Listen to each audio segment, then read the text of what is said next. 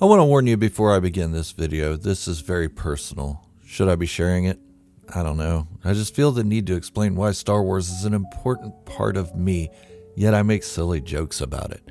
I've been talking about Star Wars on YouTube for about 3 years, and after watching some of my older videos, I know why it's taken me 3 years to grow this far.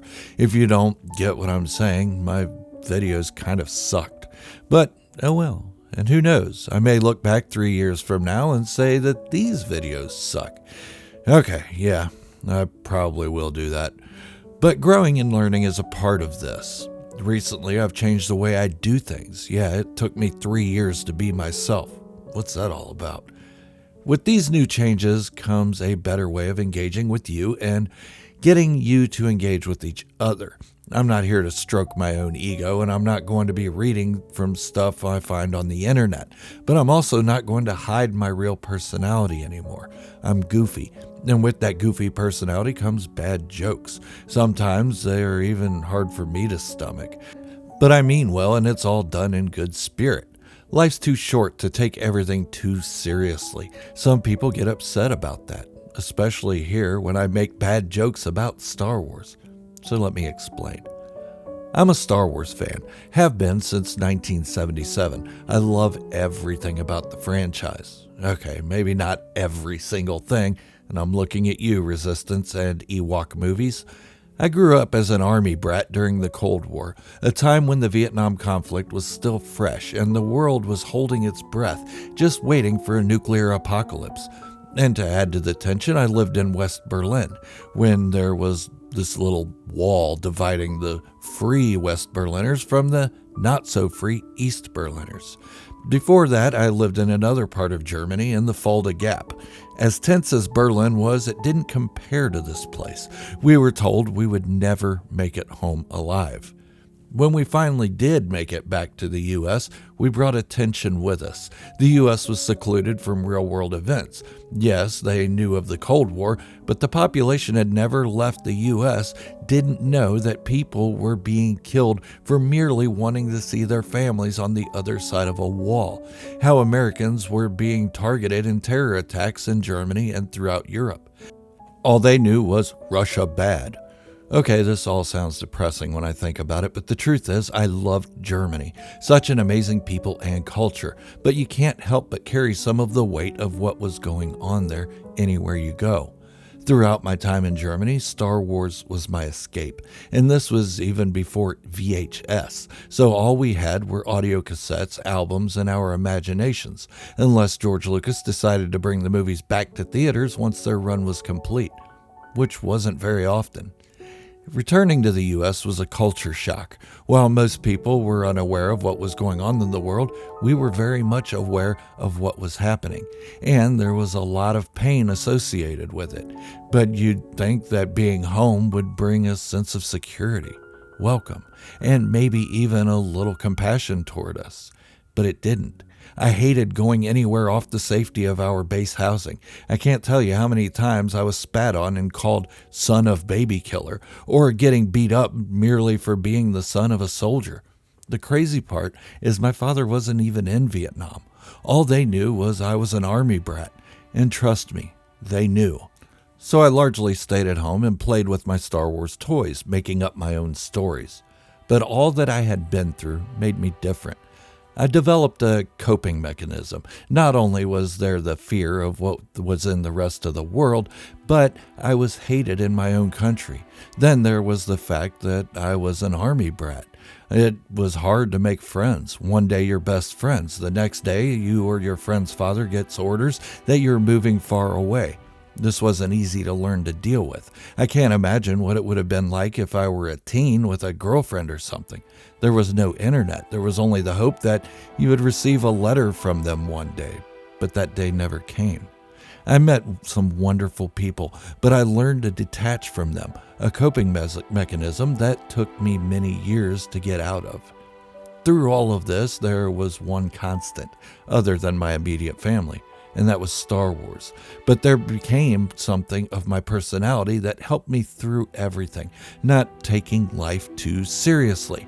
Now, I'm not talking about family or survival. I'm talking about damn near everything else. I started just looking at things for what they are, because tomorrow they may not be there, or I may not be there. So I became a jokester. It was how I dealt with the world. It was a way of controlling my own environment. Not because I didn't care about it, but because being serious about every little thing meant I allowed outside influences to dictate who I was. Is that flawed logic? Probably, but I was 8 years old.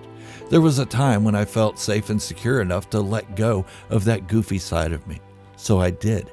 Then I started noticing bad things happening. It was like I was a magnet for it or something.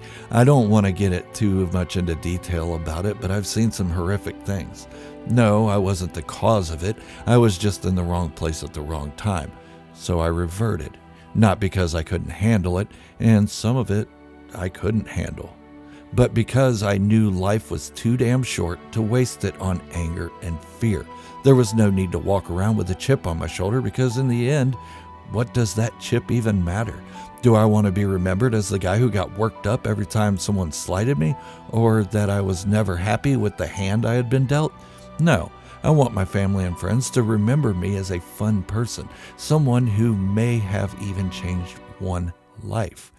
I'm not saying I'm unique. We all have experiences that have shaped who we are. I just learned how to deal with them in a more positive way. But throughout everything, Star Wars was there. It was my escape. It still is in many ways. Yeah, sometimes the stories are harder to believe than others, but it's still better than Star Trek. Yeah, I joke. I like Star Trek too. Do I make jokes about it? Hell yes, I do. But it doesn't mean I don't like it. It means I find humor in things where others don't. So I make jokes, really bad ones. I also change the lyrics of songs and sing them out of key, but that's a story for another time. The point of this is, before we go judging someone and berating them for their likes and dislikes, their opinions, we should know they have a story. They have something that has changed their tastes and how they react to certain things, whether that be a Star Wars story, a political affiliation, or any number of social standings. Just because we disagree with it, it doesn't mean they're wrong. My love for Mandalorians is also brought on by my experiences. They remind me of my father and any number of soldiers he has served with, not to mention my own experiences in the U.S. Navy, warriors who have found a place to belong. The Mandalorian masks reflect who I am. It isn't hiding who I am, but showing what I have shaped myself into becoming. My mask has become my identity, and that's something that carries over into this channel. Other than my family, Star Wars is my passion. But I'm not going to let a silly moment in one of the Star Wars stories shape how I feel about the franchise as a whole. And if someone doesn't agree with what I enjoy, so be it. They have their own story to tell and their own reasons for having their opinions. I guess that's all I really have to say about it. There's just too much hate out there.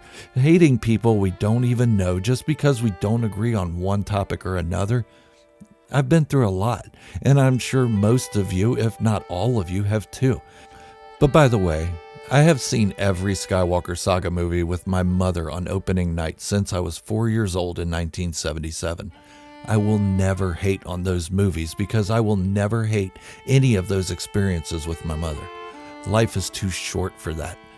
Thanks for hanging out with me today and listening to me ramble. I just felt like it was important to explain why I'm being myself now in my videos. For those who would psychoanalyze me for anything I've said, don't bother. I'm happy with who I am. I'm not broken, and this isn't a plea to be nice to me. It's a reminder to accept people for who they are in the entire world. Until the next video, this is Gerald, a Star Wars fanatic, wishing you all great health, happiness, and peace. Thank you all so much for watching, and remember, this is the way, and positivity in this ever-changing world should be the only way.